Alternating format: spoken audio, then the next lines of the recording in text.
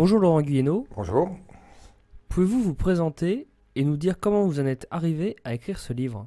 Tout remonte à 5 ans environ maintenant. J'ai mis 4 ans pour écrire ce livre et je suis rentré dans ces sujets-là vraiment par accident. C'était pas du tout ma formation ni mon intérêt au départ. Je venais de terminer un livre sur les fées au Moyen Âge, donc vraiment on était très loin du sujet. Et j'ai été sensibilisé en fait de manière très banale sur le sujet du 11 septembre au départ par une ou deux vidéos, la vidéo Loose Change en particulier, hein, qui était la plus connue. Et donc très rapidement, mon univers s'est complètement effondré, ma représentation du monde a complètement été bouleversée, ça a été un choc énorme.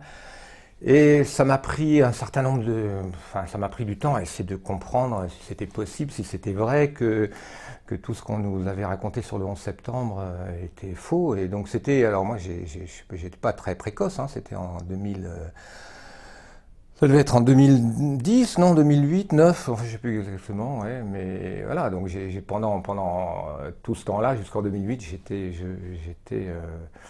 un adepte de la vérité officielle sur le 11 septembre. J'étais très américanophile, j'adorais les États-Unis, j'avais aucune... pour un Français, j'étais exagérément américanophile, hein, par rapport à toutes mes connaissances. Et donc du coup aussi assez pro-Israël, je n'avais pas de problème. Donc j'ai été à la fois effaré par ce que je découvrais et puis en même temps effaré par ma propre naïveté, je me demandais comment c'est possible que j'ai pu avaler tout ça. Et au fur et à mesure que je creusais, donc je suis disons curieux, j'ai un tempérament de chercheur, donc je me suis mis à rechercher. En plus, je suis prof d'anglais, donc j'ai pas eu de difficulté à creuser tout ce qui se faisait en anglais. Et donc de fil en aiguille, j'ai découvert des tas de choses. Le 11 septembre, j'ai découvert un peu toutes les facettes de la chose. À un moment, j'ai éprouvé le besoin de remonter plus loin, d'où ça vient, tout ça. Et quand on remonte, on arrive forcément à Kennedy. Donc l'histoire de Kennedy m'a aussi bouleversé, j'ai trouvé ça absolument passionnant. Et puis il est arrivé un moment où je me suis dit, il faut que je contribue à cette recherche. Donc mon ambition au départ était essentiellement de rassembler un peu l'essentiel, de faire le tri entre ce qui me paraissait sérieux, et puis de faire un condensé. Je me suis dit, le public français ne peut pas creuser tout ça, enfin quelqu'un qui n'est pas anglophone ne peut pas creuser tout ça, la recherche vraiment de pointe se fait en anglais, donc je me suis dit, ma contribution, ça va être d'essayer de présenter au public français un condensé. Voilà. Et puis bon, du coup, j'ai quand même été amené à apporter ma propre contribution à la recherche elle-même, donc j'ai publié aussi quelques articles sur internet en anglais qui ont été appréciés. Donc voilà. Bon, et puis forcément j'ai été amené un peu plus loin que je voulais. Et au début je pensais faire un petit bouquin de 120 pages et puis voilà quoi. Et au bout d'un moment, donc l'ambition que j'ai eue, c'est vraiment d'arriver à faire une narration des événements, d'essayer de comprendre en mettant l'accent sur les événements clés, laisser de côté tout ce qui est obscur. Bon, j'espère être parvenu à faire quelque chose qui se lit bien, qui permet de bien comprendre les étapes, les acteurs clés. Et puis le lien entre Kennedy, puisque finalement, je pense que pour vraiment comprendre comment on est arrivé au 11 septembre, il faut remonter à Kennedy, qui est quand même un tournant clé de toute cette histoire. Qu'est-ce que l'état profond? Alors, donc, ce qu'on appelle l'état profond, terme forgé, je crois, par Peter Dale Scott, qui est un politologue canadien-américain, je crois, en tout cas vulgarisé par lui. C'est une expression qui désigne quoi? Alors, on peut y voir plusieurs choses. On peut considérer que ça désigne des forces obscures du point de vue du grand public, hein, qui en réalité contrôlent l'État officiel, hein, les élus, les présidents, les députés, etc. On a l'État officiel qui est une institution. Voilà. Puis on a derrière ou en dessous, hein, en profondeur, d'autres acteurs qui sont donc liés évidemment au monde économique, surtout aux États-Unis où la politique se joue à coups de millions ou de milliards de dollars. Hein. Donc voilà, on peut voir ça comme... et ça, c'est pas difficile à comprendre quand on parle des États-Unis. Aujourd'hui, bon, c'est assez banal de considérer que que les politiciens américains sont achetés avant même d'être élus et même avant même d'être éligibles, puisque n'importe quelle campagne électorale coûte des milliards. Donc l'État profond a une dimension est lié au monde financier, de la haute finance, mais il est aussi lié à d'autres, il est aussi lié au monde de l'intelligence, c'est-à-dire du renseignement, intelligence au sens américain du renseignement. En 1947, on a Harry Truman, qui est président, qui vient de balancer 2 bombes atomiques sur le Japon en 1945. Et donc, qui vient de créer, on peut dire que la guerre froide, il y a plusieurs manières de voir le début de la guerre froide, mais moi je pense que le début de la guerre froide, tout simplement, c'est Hiroshima, parce que c'est une manière de créer un nouvel ordre mondial fondé sur la terreur nucléaire. Et donc, forcément, la guerre froide donc, a déclenché le besoin de créer cet État sécuritaire qui est une structure dédiée à gagner la guerre froide. Alors c'est quoi? Alors Truman crée en 1947 donc avec ce National Security Act, il crée un certain nombre de choses, il crée le Conseil de sécurité nationale.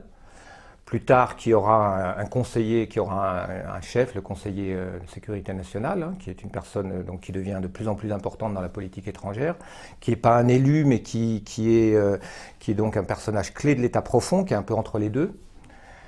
Et il crée la CIA aussi.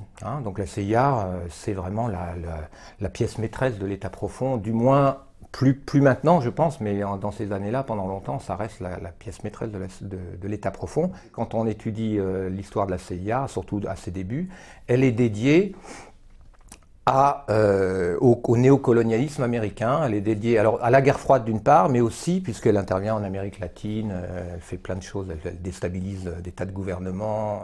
Allen Dulles va organiser en mai 1953 l'opération Ajax, le premier d'une longue série de coups d'État entièrement gérés par la CIA.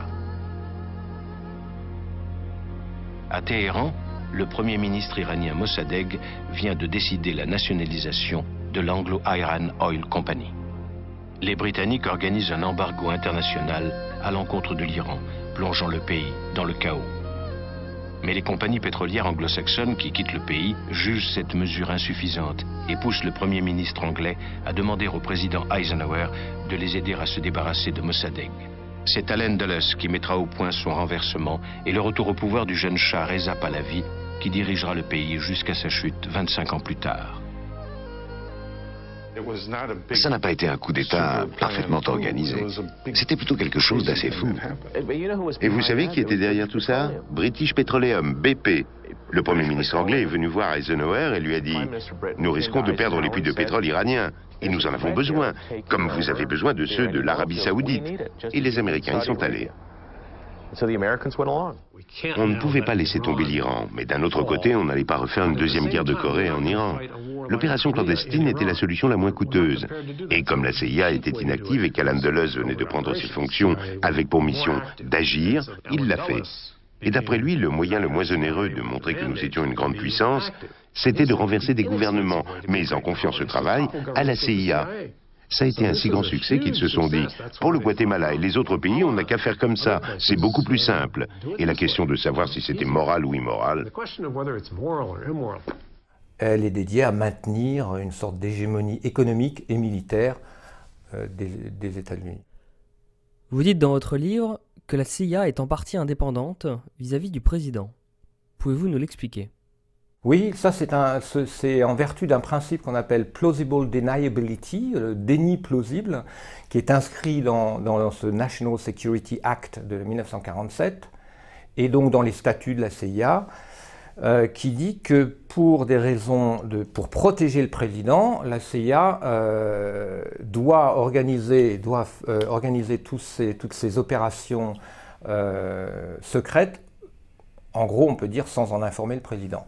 Ou en tout cas, en faisant en sorte que le président puisse toujours dire qu'il n'était pas au courant. Donc, entre le fait de permettre au président de dire « j'étais pas au courant » et de ne pas le mettre au courant, effectivement, la tentation, donc très souvent, le président, effectivement, devient hors jeu de ce jeu-là. Après, ça va dépendre quel président. Il y a des présidents qui ont un peu plus, qui ont un pied dans la CIA, justement. Il y en a d'autres qui sont complètement en dehors. Ouais, ça, c'est un aspect important, effectivement, qui explique que cet État profond devient autonome, notamment la CIA, hein, puisque dans les années 70, on a découvert des tas de choses. On a découvert qu'elle s'occupait de faire assassiner des tas de dirigeants, de déstabiliser des tas de gouvernements élus pour implanter des dictateurs aux ordres de Washington, etc. Donc tout ça, ça a été un peu révélé par des commissions d'enquête dans les années 70. Et c'était une surprise énorme pour les Américains, parce que c'est totalement illégal, donc la CIA est effectivement devenue une sorte de mafia, qui fonctionne quand même sur le budget, plus ou moins des budgets. Alors des budgets aussi, pour pouvoir travailler justement dans l'obscurité la plus totale, la CIA en plus est amenée à générer ses propres financements. Hein, ça c'est un aspect important des choses et peut-être l'aspect le plus terrifiant, parce qu'on s'aperçoit que la CIA est toujours partout très impliquée dans le trafic de drogue. Et pas du cannabis, non, de la cocaïne et de l'héroïne. Essentially, black operations were not only caught dealing arms illegally and supporting South American dictators, but also smuggling drugs into the United States. Iran-Contra was really the merging of two different programs. The first one was support for the Contras, who were, let's face it, a force of terrorists in Nicaragua trying to overthrow the Sandinista government. They were being secretly supported by the CIA, and at the bottom of the whole thing was drugs. Iran-Contra was openly exposed by massive network coverage. How was it that in 3 years, a network Washington set up to run arms to the Contras wound up running cocaine into this country for the most vicious drug cartel in the world? At the same time, we were supposed to be fighting a war against drugs. Tous ces trafiquants savaient qu'il valait mieux pour eux de faire partie de l'équipe, de se prévaloir de l'immunité de la CIA. Un jour, j'étais avec l'Américain le plus haut placé dans la lutte contre ce trafic au Moyen-Orient et il a dit en ma présence, « Le problème, c'est que je découvre que toutes mes cibles travaillent pour la CIA. » Que ça soit au Vietnam, en Asie du Sud-Est, puis au Moyen-Orient, en Afghanistan. Et quand on regarde un peu l'histoire des réseaux de drogue, on est assez effrayé finalement de conclure que tout ça a été très fortement encouragé. Disons que les explosions diverses des différents réseaux de drogue, héroïne et cocaïne, sont très liées à la CIA. Ça, c'est assez effrayant. Et parallèlement, puisque partout où il y a du trafic de drogue, que ce soit en Asie du Sud-Est, en Afghanistan ou ailleurs, il y a un trafic d'armes. C'est deux choses qui, curieusement non, ça s'explique, vont toujours ensemble. C'est-à-dire que la drogue va dans un sens et puis les camions reviennent avec des armes. C'est toujours comme ça. Et les armes servent à armer des milices, des pseudo-révolutionnaires et déstabiliser des pays à droite et à gauche. Donc, en fait, on a une CIA qui est en fait indépendante à la fois sur le plan des ordres et puis même financièrement. Et même financièrement, et même de tas de manières, puisque lorsqu'on a des inspirations très sensibles, il est très difficile de prouver qu'un tel travaille pour la CIA, parce qu'évidemment, il n'est pas sur la feuille de paye de la CIA lorsqu'on est dans des opérations. Donc c'est effectivement une machine absolument monstrueuse qu'a créée Truman contre l'avis de beaucoup de gens qui étaient inquiets effectivement de cette autonomie qu'on lui donnait. Bon, après l'histoire a évolué, la CIA a été, certains présidents, dont Kennedy, ont essayé de prendre le contrôle un petit peu de tout ça. Donc ces opérations sont un petit peu, il y en a beaucoup qui sont sortis de la CIA, qui sont rentrés sous le contrôle direct du Conseil de sécurité nationale. Bon, après ça s'est diversifié en fait, hein. L'État profond s'est beaucoup diversifié. C'est pas une entité bien définie, l'État profond, et surtout il faut pas voir ça comme un espèce de groupe de gens qui sont tous d'accord. Parce que c'est un peu l'image qu'on a tenté d'avoir, mais en réalité, c'est simplement un niveau obscur dans lequel se passent des tas de choses, avec des tas d'acteurs qui ont des intérêts divergents, parfois convergents, parfois divergents, et qui peuvent se trahir, se manipuler eux-mêmes, puisque quiconque veut manipuler l'État américain doit commencer par manipuler l'état profond. Donc il y a beaucoup de manipulation déjà à cet état profond. Et du coup, c'est un petit peu comme un oignon. Il y a des états profonds, puis il y a des profondeurs qu'on soupçonne, qu'on découvre après quand on rentre là-dedans. On pourrait voir par exemple, un exemple hein, pour illustrer,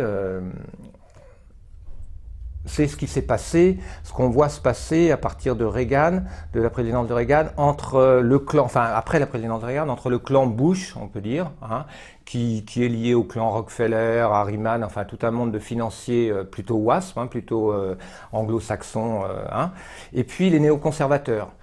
Qui rentrent en politique par l'état profond, en même temps qui rentrent par plusieurs entrées, mais on voit arriver sous la présidence de Bush Junior, on a du mal à comprendre comment c'est possible, mais en réalité on a d'un côté Bush Junior qui est quand même le fils de Bush Senior, lequel était plutôt contre les néoconservateurs. Donc pour comprendre ça, il faut comprendre dans l'état profond, il y a des tas de choses qui se passent, il y a du chantage, il y a de l'argent, on achète des gens, on les fait tomber d'une manière ou d'une autre. Donc c'est un panier de crabes, quoi, hein, c'est un panier de crabes.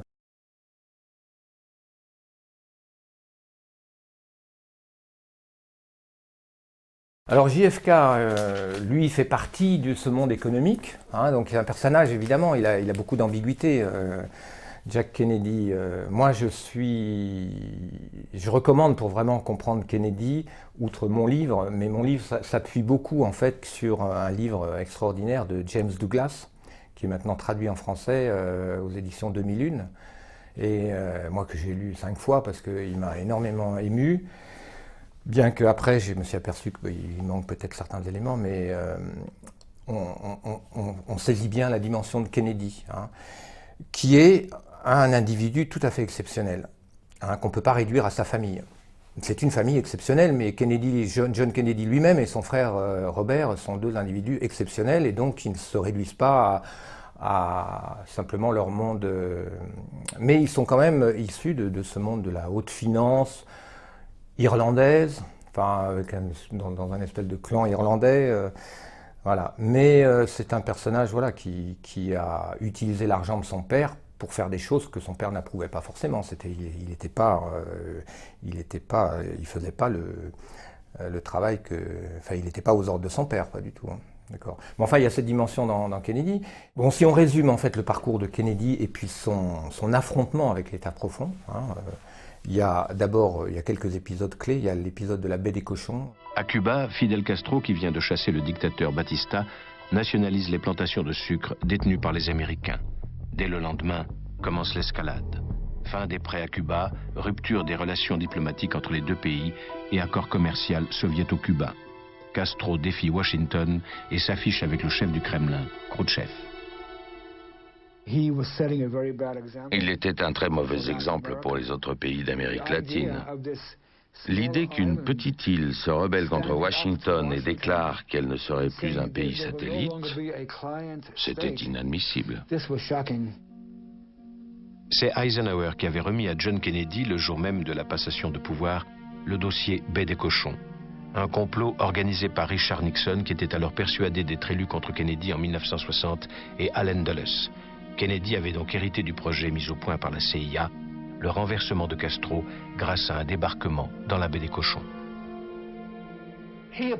Il a donné son accord. Il était à la recherche d'une initiative, on lui a proposé la baie des cochons et il en a accepté l'idée.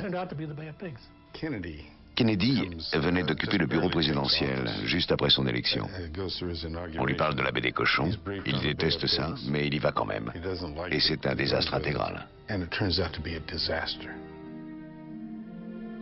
La CIA envoya au suicide 1500 exilés cubains peu expérimentés, en espérant que Kennedy, devant le désastre, se sentirait obligé de dépêcher l'armée américaine en renfort.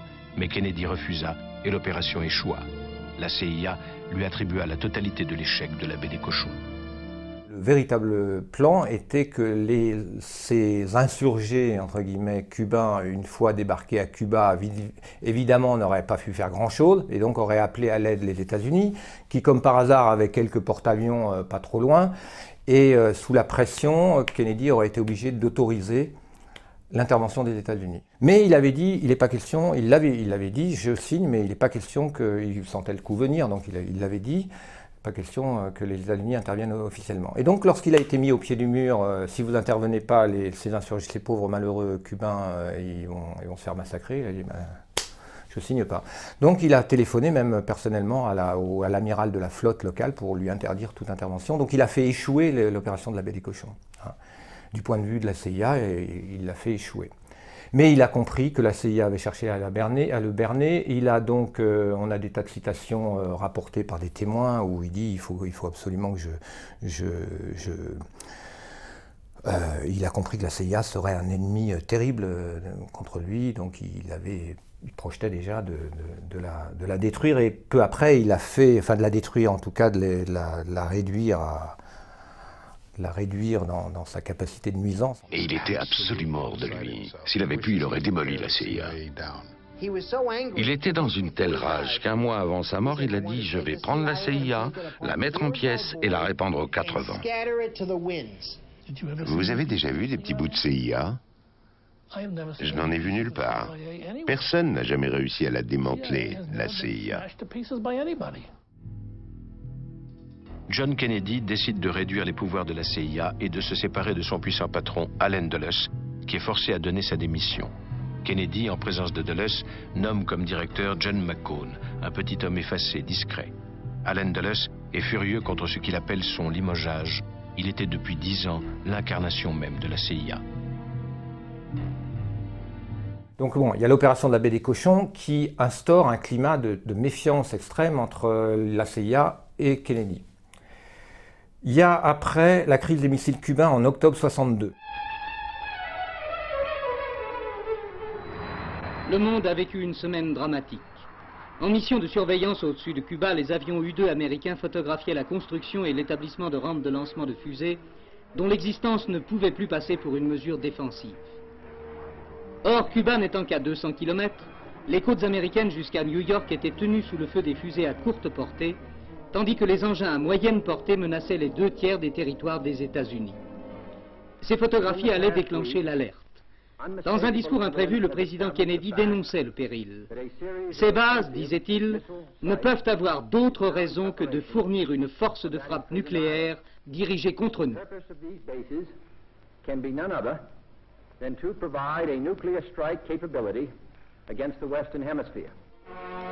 Il lançait en même temps le poids de la flotte américaine dans la balance en décrétant le blocus pour tout équipement militaire offensif à destination de Cuba. Or, à ce même moment, 25 cargos soviétiques étaient déjà en route. Qu'allait-il sortir de la rencontre? Les cargos accepteraient-ils le contrôle? Tenteraient-ils de forcer le passage? Les heures commencèrent à se faire lourdes. Sur la côte américaine, les radars étaient déjà en état d'alerte. On suivait dans les caves des états-majors la marche des cargos, dont certains, disait-on, étaient porteurs de fusées à charge nucléaire. Or, les consignes étaient strictes. Si les cargos tentaient de se soustraire au contrôle et prétendaient continuer leur chemin, l'ordre était de tirer. C'est dans cette atmosphère que le Conseil de sécurité se réunit d'urgence. Plainte de l'URSS accusant les États-Unis de piraterie par la bouche de M. Zorin.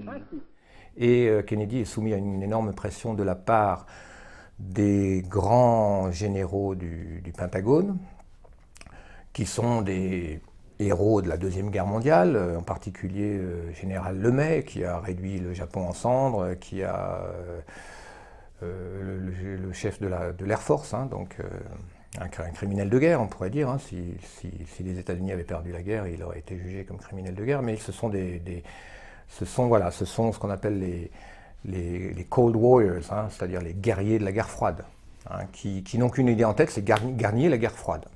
Avec une logique tout à fait rationnelle, qui est que l'Amérique a une avance technologique, et donc il faut en profiter tout de suite. Hein, c'est logique. Donc, allons-y, bombardons Cuba. On verra bien s'il arrive à balancer quelques missiles, on ne sait pas trop. Bon, le coût, demande Kennedy, ça va nous coûter combien de morts? Oh, peut-être 100 millions, on ne sait pas trop. Bon, enfin bref, Kennedy dit pas question. Donc il trouve un moyen de négocier avec Khrouchtchev, qui se trouve être un personnage aussi tout à fait providentiel de ce point de vue-là. Hein, et on verra que Khrouchtchev et Kennedy donc, établissent à partir de ce moment-là une relation personnelle, par lettre. Enfin bref, Kennedy parvient à sortir de la crise sans guerre, aux grandes dames de Lemay et des grands généraux qui pensaient que c'était l'occasion de déclencher la Troisième Guerre mondiale, inévitable cette Troisième Guerre mondiale, de toute manière, il fallait qu'on en finisse le plus vite possible. Donc ils ont fait échouer une obsession, un plan qui avait mûri, ce plan de finir la guerre froide, enfin de la réchauffer, du coup la faire exploser, et de la gagner rapidement. C'était quelque chose qui avait mûri, c'était pas simplement de la paranoïa, c'était... Il y a eu des rapports, il y a eu des mémos, il y a eu des commissions qui ont élaboré des stratégies pour ça. Donc la crise des missiles cubains, pour certains, était l'opportunité, l'occasion rêvée de déclencher cette guerre. Après, il y a le fait que Kennedy établisse un lien, une relation de confiance avec, on a ces lettres, l'échange de lettres, il y en a une vingtaine de lettres entre Kennedy et Khrouchtchev qui ont circulé totalement hors circuit, Kennedy ne faisant pas confiance et Khrouchtchev non plus, Khrouchtchev étant un peu dans la même situation en fait, il avait autour de lui des guerriers qui voulaient... et lui, il a compris que non, la guerre nucléaire, c'est pas possible, quoi. Il fallait à tout prix. Donc, ils ont eu, je pense, des prises de conscience parallèles, ces deux hommes, et donc ils se sont retrouvés, ils se sont compris, ils se sont fait confiance, et ils ont cherché à avancer, chacun étant finalement obligé de se méfier dans leur propre dos. Il a aussi initié un dialogue avec Castro, alors pas personnellement, mais en faisant jouer ses amis journalistes. Donc là aussi, la CIA le surveillait évidemment et savait très bien ce qui se tramait, d'autant plus que la CIA, alors faut bien un exemple par exemple pour comprendre ce qui se jouait, la CIA, eux, essayaient de faire assassiner Castro. Tout en s'arrangeant pour que s'il y a quelque chose qui foire, ils puissent dire c'est Kennedy qui nous l'a demandé.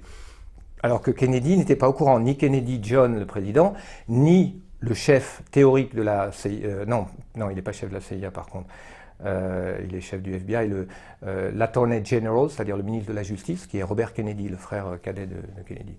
Donc on sait aujourd'hui, maintenant c'est clair, on a essayé de nous faire croire pendant longtemps que c'est les Kennedy qui avaient essayé de faire assassiner Castro et que ça leur aurait été retombé dessus. Effet boomerang, il y a eu une thèse, Kennedy ont été assassinés, c'est un effet boomerang. Bon, en réalité, la CIA essaye de faire assassiner Castro sans vraiment l'aval d'aucun des Kennedy, et même à un moment, à l'insu d'un envoyé, d'un émissaire de Kennedy qui s'appelait, comment il s'appelait déjà, James Donovan, qui avait été envoyé par Kennedy pour discuter avec Castro de différentes choses, mais établir un contact amical, qui était devenu un ami de Castro d'ailleurs, ce James Donovan. Et un jour, la CIA lui avait confié un cadeau pour Castro, qui était une combinaison de plongée empoisonnée. Mais le pauvre James Donovan ne savait pas qu'elle était empoisonnée. Alors on ne sait pas trop ce qu'est devenu cette combinaison, Castro n'a pas apparemment été empoisonné, mais c'est pour montrer le jeu pervers de la CIA qui essaye de faire assassiner Castro, de manière à après pouvoir faire en sorte que Kennedy soit accusé donc on a ce genre de choses. Et puis le dernier élément donc il y a les tentatives de pourparlers directs avec Khrouchtchev, il y a le dialogue avec Castro qui irrite absolument tout ce monde de la sécurité nationale qui est le Pentagone et la CIA. Et puis troisième chose, peu avant, dans les derniers mois, on s'aperçoit que Kennedy veut arrêter la guerre du Vietnam, qui n'a pas vraiment commencé en fait. La guerre du Vietnam, les historiens sont très divisés, mais je sais qu'aux élèves de lycée, on dit que la guerre du Vietnam, c'est Kennedy qui l'a créée. Non, Kennedy a accepté d'envoyer 15 000 conseillers militaires, bon, c'était des soldats, mais enfin, ils n'étaient que 15 000, pour soutenir le gouvernement ami du Vietnam Sud contre le Vietnam Nord, mais on ne peut pas dire qu'il y avait une guerre du Vietnam. Donc, mais Kennedy a dit, ça suffit, ramenez-les. Il avait signé des mémorandums NSAM 263, pour le citer, ça fait partie des archives déclassifiées, où il est très clair que Kennedy veut, d'ici progressivement, retirer toutes les troupes pour qu'en 1965, il n'y ait plus personne, l'Amérique n'ait plus personne au Vietnam, qu'il se débrouille. Alors ça fait un certain nombre de choses tout à fait inacceptables et on imagine que ça suffit pour générer un complot, une décision au sein de cet État profond qui implique le Pentagone, la CIA, mais essentiellement la CIA, d'éliminer Kennedy tout simplement. Bon, cela dit, en creusant, on s'aperçoit qu'il y a d'autres composantes en particulier, et il y a différentes thèses qui s'affrontent. Hein, parmi les chercheurs sérieux et honnêtes sur Kennedy, parce qu'il y a tout un tas de thèses qui sont en fait des leurs pour attirer. Il y a la thèse de la mafia corse, il y a la thèse de la mafia tout court, on ne sait pas trop laquelle. Il y a des tas de thèses bidons qui sont véritablement destinées à créer de la confusion. Mais parmi les thèses sérieuses, enfin telles que moi je les ai identifiées, il y en a 3.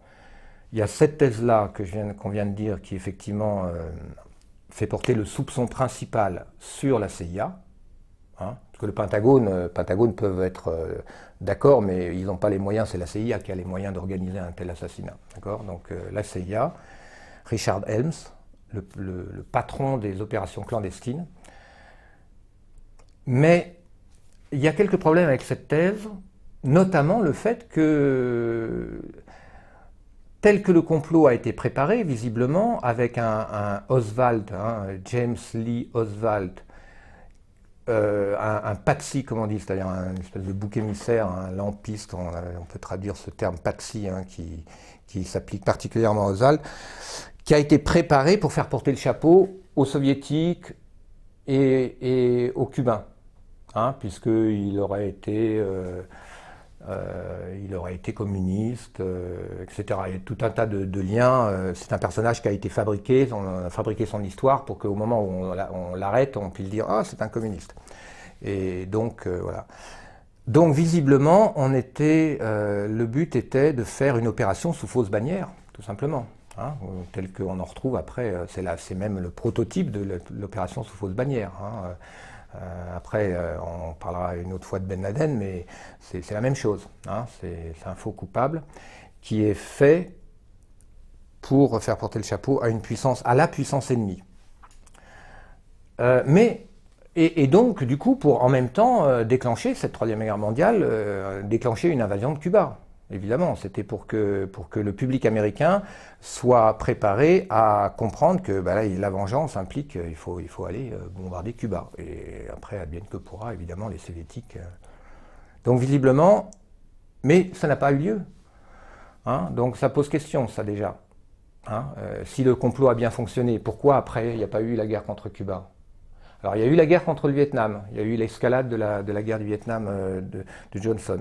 Donc certains pensent que c'est Johnson qui a empêché finalement l'invasion de Cuba. Cuba c'est un peu près, un peu risqué. On va aller faire la guerre beaucoup plus loin là-bas où les Américains, de toute manière, ça les intéresse. Enfin je veux dire, ça les angoissera moins. Une guerre près de la Floride, un peu... Donc on peut imaginer que Johnson a joué un rôle de compromis. C'est une manière de lui donner le bon rôle. Mais en fait, il y a beaucoup de chercheurs qui pensent qu'au contraire, Johnson est le plus malin de tous les comploteurs et que c'est lui le véritable cerveau de l'opération. Et ça ressort pas du tout dans le livre de James Douglas, qui fait partie des chercheurs qui exonèrent Lyndon Johnson. Je rappelle, Lyndon Johnson était le vice-président de Kennedy, devenu président automatiquement. Alors l'histoire, là il faut absolument comprendre qui est Lyndon Johnson aussi, et ses biographes, et tout un tas de livres sont parus récemment, les archives déclassifiées. On est maintenant 50 ans après les événements, et donc il y a eu beaucoup d'archives déclassifiées, donc on est à une période où on arrive à y voir beaucoup plus clair. C'est pour ça qu'il y a des tas de livres passionnants qui sont sortis récemment, parce que tout un tas de documents qui permettent d'y voir beaucoup plus clair. Et à mon avis, il est impossible d'exonérer Johnson. De toute manière, il est inimaginable que ceux qui ont comploté pour tuer Kennedy l'aient fait sans l'assurance que Johnson couvrirait les choses. C'est inimaginable. C'est Johnson, lui, et presque uniquement lui, qui a bloqué toute enquête, qui a empêché que la vérité sorte, qui a tout verrouillé pour que Oswald porte le chapeau. Mais il a été plus malin que la CIA, parce que lui, ce qui l'intéressait, c'était pas de la guerre contre Cuba, c'était de devenir président. Donc il a été, en fait, moi je pense qu'il a véritablement été l'homme clé, et c'est un personnage, alors autant Kennedy est un personnage christique, autant Lyndon Johnson, quand on étudie sa biographie, il a probablement au moins 5 ou 6 cadavres derrière lui, c'est un psychopathe, c'est un personnage absolument abominable, quoi. Donc ça aussi c'est une dimension Ça, c'est une dimension oui, un peu diabolique de cette histoire qui ne ressort pas du tout dans le livre de James Douglas. Donc ça, c'est la deuxième thèse. Qui a tué Kennedy? Première thèse, la CIA. Moi, je dis chaque thèse représente un tiers de la vérité. Ça, c'est un tiers de la vérité. Peut-être le plus gros tiers. Hein, l'état profond, la CIA, peut-être le plus gros tiers. Deuxième tiers, Johnson. Sans Johnson, ce n'était pas possible. Et probablement que Johnson, en acceptant la vice-présidence, avait déjà prévu son coup. Enfin, à mon avis, c'est quand même l'homme clé. Mais il y a une troisième thèse qui alors est représentée pratiquement par un seul livre hein, de Michael Collins Piper, qui est Israël. Alors, quand on essaye de creuser la piste Israël, il y a aussi des éléments troublants. Il y a deux choses troublantes, il y a des éléments troublants, je vais vous en donner un, mais il y a aussi une autre chose troublante, c'est que ces éléments troublants qui incriminent Israël sont soigneusement évités par la majorité des chercheurs. Un exemple tout bête. Si on veut savoir qui a tué Kennedy, le mieux, c'est d'essayer de comprendre qui a tué Oswald. Parce que Oswald, c'est le petit pion à qui on veut faire porter le chapeau, qu'on aurait dû probablement, il était probablement question qu'il se fasse éliminer durant son arrestation. Bon, malheureusement, il a eu le temps de dire « Ah, je suis pour rien, I'm just a patsy hein, », je suis juste un pion. Bon, ça déjà, c'était un peu gênant. Bon, enfin bref, il a été tué 2 jours après. Par qui? Logiquement, par celui qui est chargé de le faire taire pour protéger le vrai coupable. C'est la logique même. Hein, donc, qui a tué Oswald? C'est la question auquel on devrait s'intéresser en priorité. Mais curieusement, ce n'est pas une question qui préoccupe beaucoup les chercheurs. Et la raison, à mon avis, c'est que celui qui a tué Oswald, c'est Jack Ruby. Et il est très difficile de savoir quel est son vrai nom, parce que pratiquement aucun chercheur ne le dit. Jack Ruby, en réalité, ça s'appelle Jacob Léon Rubinstein. Bon. Alors, qui est Jack Ruby ou alias Rubinstein?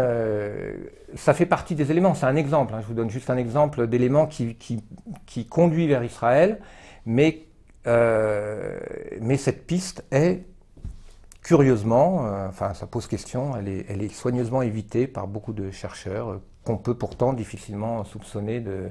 Je pense que là, il faut invoquer tout un tas de mécanismes psychologiques, des gens qui sentent qu'on peut incriminer la CIA, on peut incriminer Lyndon Johnson.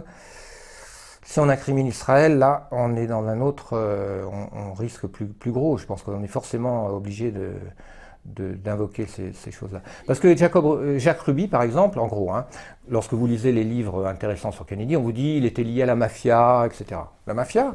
Mais non, pas la mafia juive. Qui existe, contrairement à ce que beaucoup de gens pensent, et qui est très différente, qui n'a rien à voir, enfin qui a des liens évidemment avec la mafia sicilienne, mais qui est un réseau criminel essentiellement organisé par des Israéliens ou des Juifs, qui sont eux-mêmes liés pratiquement tous au Mossad ou au service secret israélien et à l'état profond israélien, qui se sentent très souvent très loyaux vis-à-vis de leur communauté et de leur pays. Et Jack Ruby fait partie de ce monde-là. Et plus incroyablement, Jack Ruby, qui est un personnage un peu instable, et à partir du moment où il est emprisonné, il se met à dire des trucs incroyables, il se met à dire « j'ai fait ça pour mon peuple ». Il se met à vouloir exiger de parler à Johnson, à Lyndon Johnson en personne, pensant probablement que Lyndon Johnson l'aurait fait libérer. Et il fait passer un message à Johnson, si je ne parle pas à Johnson, il va arriver des choses terribles à mon peuple, le peuple juif. Hein. Donc il dit des tas de choses comme ça, bizarres, qui sont quand même un peu troublantes, qui en tout cas suscitent un peu de recherche, quoi. Hein. Qui ont été faites? Bah non. Non, sauf par un chercheur qui s'appelle Michael Collins Piper, mais qui est évidemment diabolisé, y compris dans la communauté des chercheurs sur Kennedy, qui est une communauté énorme. Ça. Voilà. Donc à titre purement informatif, c'est bien de le voir qu'il y a 3 thèses.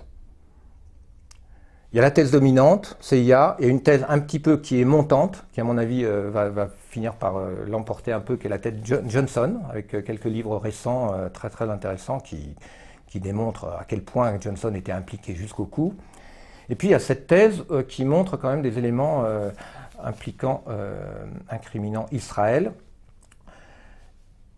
qui thèse qui a du sens lorsqu'on comprend aussi un aspect de la politique de Kennedy, qui est un aspect, disons, du combat que menait Kennedy pour la paix, qui était d'empêcher Israël de se doter de l'arme nucléaire. 1961.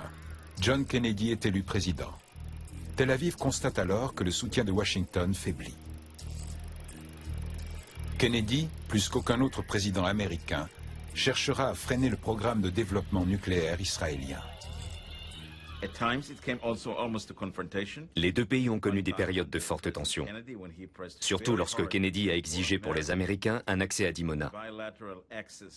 Il voulait empêcher les Israéliens de produire des armes atomiques afin de mettre un terme à la course au nucléaire. Mais Israël a eu le dernier mot. La tension a été très forte. Tout s'est joué à huis clos. Kennedy hausse le ton. Il exige une inspection de Dimona pour s'assurer qu'on n'y fabrique pas d'armes nucléaires. Il menace même de suspendre l'aide économique accordée à l'État hébreu. Israël cède en apparence. À cause de la pression américaine, les Israéliens ont accepté une inspection de la Commission atomique américaine, une inspection de réacteurs. Puisque la théorie, c'était que c'était un réacteur de recherche et non un réacteur qui pouvait produire du plutonium. Et donc, pendant des mois, les Israéliens ont monté une salle de commande complètement qui n'avait aucun rapport avec la réalité, mais où il y avait des vraies commandes, où il y avait des... Et derrière cette salle de commande, il y avait des techniciens et des savants israéliens qui avaient programmé, tous, au fur et à mesure que les Américains prenaient maniaient les commandes, eux réagissaient pour que les données qui apparaissent soient des données d'un réacteur civil et d'un réacteur de recherche. Dimona sert bien à fabriquer du plutonium et des armes nucléaires. Les Israéliens prétendent le contraire, mais Kennedy n'est pas dupe.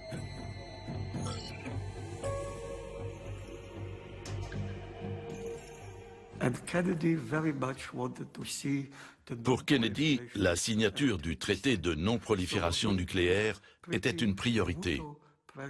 Il a donc tout fait pour que Ben Gurion le ratifie. Pour la première fois, il a accepté de fournir à Tel Aviv des armes non nucléaires. Ben Gurion lui avait proposé le marché suivant. Donnez-nous des armes conventionnelles et nous mettons un terme à notre programme nucléaire. Kennedy a donc donné son feu vert à la livraison de missiles anti-aériens à Israël, qui s'est empressé de les déployer autour du réacteur de Dimona.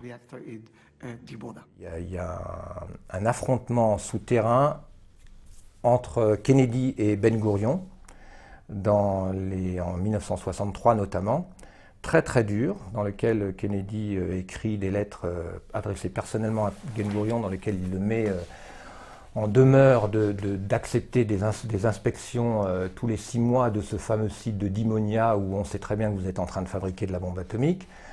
Ben Gurion démissionne lorsqu'il reçoit avant de recevoir la dernière. Enfin bref, toute une histoire assez complexe qui montre que l'enjeu était énorme pour Israël quand même. Puisque après Israël, après Kennedy, il faut aussi voir ça, après Kennedy, on a Lyndon Johnson, et quand on étudie l'histoire des relations entre les États-Unis et Israël, eh ben c'est sous Johnson que se tisse un lien extrêmement étroit. John Kennedy est assassiné le 22 novembre 1963. Son successeur, Lyndon Johnson, intensifie les relations avec Tel Aviv et Washington ferme les yeux sur les activités de Dimona.